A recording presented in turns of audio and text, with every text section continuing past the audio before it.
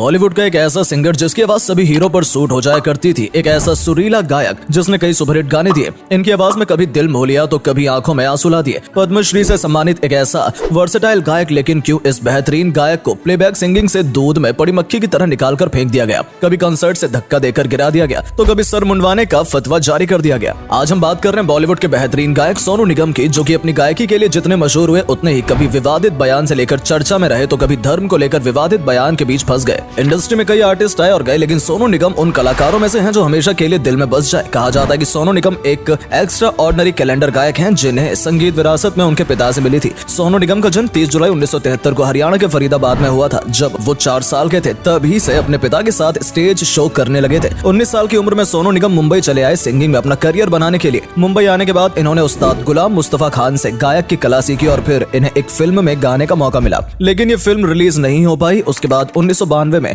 DD1 के एक serial तलाश के हम तो छैला बन गए गाना गाने का मौका सोनू निगम को मिला और उनका प्रसारित पहला गाना था। इसके बाद सोनू की मुलाकात टी सीरीज के मालिक गुलशन कुमार से हुई और यहाँ से उनकी जिंदगी पूरी तरह से बदल गई। 1992 में सोनू निगम को गुलशन कुमार की तरफ से टी सीरीज के एल्बम रफी की याद में मोहम्मद रफी के गानों को रिक्रिएट करने का मौका मिला। फिल्मों में सोनू का प्लेबैक सिंगर के तौर पर रिकॉर्ड गाना फिल्म आजा मेरी जाना का ओ आसमा वाले था, जो कि सुपरहिट रहा था। इसके बाद इन्हें फिल्मों में मौका मिलने लगा और इन्होंने करीब 10 फिल्मों में प्लेबैक सिंगर के तौर पर काम किया, लेकिन फिल्म बेवफा सनम का गाना अच्छा सिला दिया उनके करियर का मील का पत्थर साबित हुआ। इस गाने के रिलीज होने के बाद इस गाने ने धूम मचा दी और सोनू निगम रातों रात स्टार बन गए। इसी साल सारे गामापा रियलिटी शो को भी उन्होंने होस्ट किया। इसी बीच उन्होंने कई एल्बम के गाने भी रिलीज किए जो कि सुपरहिट रहे और फिल्मों में उनके कई गाने आते रहे, जिनमें बॉर्डर फिल्म का संदेश आते हैं, आज भी लोगों के दिलों की धड़कन है। शाहरुख खान पर फिल्म आया परदेश फिल्म का गाना ये दिल दीवाना सुपर डुपर हिट रहा। संघर्ष फिल्म का गाना मुझे रात दिन एक और सुपरहिट गाना साबित हुआ और इस तरह से सोनू निगम एक के बाद एक सुपरहिट गाने देते रहे। चाहे वो रोमांटिक हो, दर्द भरे गाने हो या फिर मस्ती वाले,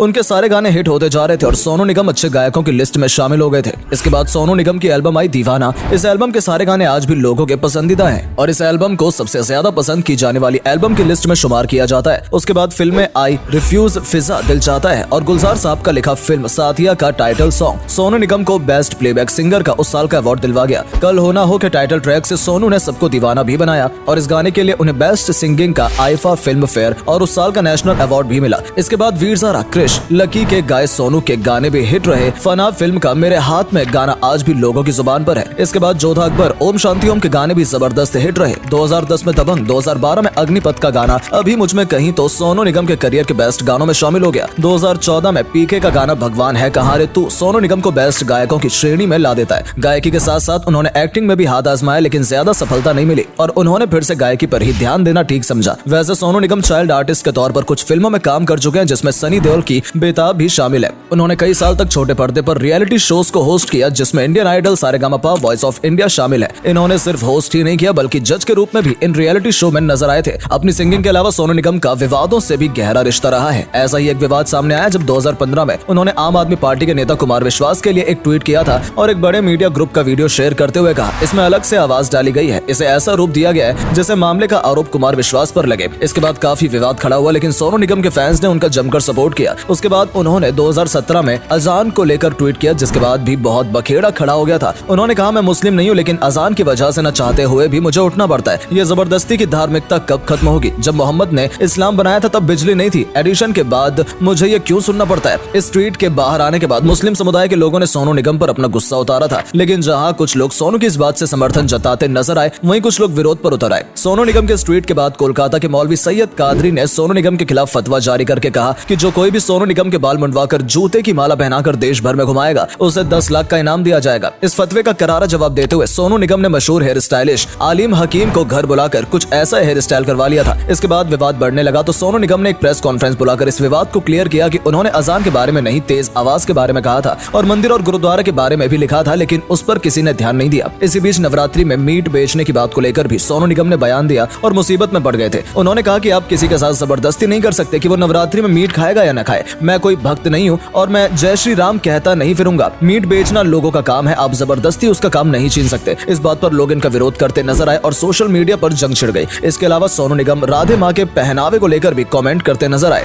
उन्होंने कहा काली माँ को तो राधे माँ से भी कम कपड़ों में दर्शाया गया है। रोचक ये है कि देश कपड़ों की वजह से एक महिला पर कैसे चलाना चाहता है। इस बयान ने सोनू निगम में राधे माँ की तुलना काली माँ से कर दी, फिर क्या था, विरोध होना तो तय था। इतना ही नहीं, एक बार इन्होंने ये भी कह दिया था कि वो पाकिस्तानी सिंगर होते तो ज्यादा बेहतर होता, क्योंकि भारतीय सिंगर के गाने पर टैक्स वसूला जाता है जो कि पाकिस्तानी सिंगर को यहाँ नहीं पड़ता है। ये बयान बाहर आने के बाद सोनू निगम को बायकॉट करने तक की नौबत आ गई थी। लेकिन सबसे बड़ी कंट्रोवर्सी तो तब हुई जब जून 2020 में सुशांत सिंह राजपूत की मौत के बाद सोनू ने एक वीडियो पोस्ट किया। उन्होंने कहा कि संगीत उद्योग में भी कुछ कंपनियों का एकाधिकार है और मेरे साथ भी ऐसा ही पक्षपात किया जाता है जो कि नहीं होना चाहिए। सोनू ने एक म्यूजिक कंपनी से नए लोगों के प्रति निष्पक्ष और दयालु होने का आग्रह भी किया। हालांकि टी सीरीज के मालिक भूषण कुमार की पत्नी दिव्या कुमार खोसला ने एक ट्वीट किया जिसने मामले को और ज्यादा बढ़ा दिया। उन्होंने लिखा कि सोनू निगम एहसान फरामोश और झूठी कहानी बनाकर टी सीरीज को बदनाम कर रहे हैं। दिव्या का बयान आने के बाद सोनू ने एक और वीडियो वायरल किया जिसमें उन्होंने कहा कि लातों के भूत बातों से नहीं मानते। ये विवाद इसी तरह ट्वीट पर ट्वीट करके चला रहा। दोनों ही पक्ष एक दूसरे को धमकाते रहे और गलत साबित करते रहे। इसके बाद फरवरी 2022 में इन्हें रॉकी और रेहान सिद्दीकी के साथ काम करने पर भी आरोप झेलने पड़े, जिन्हें पाकिस्तान स्टेट आतंकवादी समूह का समर्थन करने के लिए ब्लैकलिस्ट किया जा चुका था। वहीं फरवरी 2023 में एक लाइव कॉन्सर्ट के दौरान सोनू निगम और उनकी टीम के साथ हाथापाई और धक्का मुक्की होने का मामला सामने आया। इसके खिलाफ सोनू ने रिपोर्ट दर्ज कराई। सूत्रों की माने तो 2015 तक सोनू का करियर अच्छा चल रहा था, लेकिन उसके बाद वो किसी न किसी विवाद में फंसते रहे। कभी लोगों की धार्मिक मान्यताओं को आहत किया तो कभी राजनीतिक मुद्दों में अपनी टांग अड़ाई।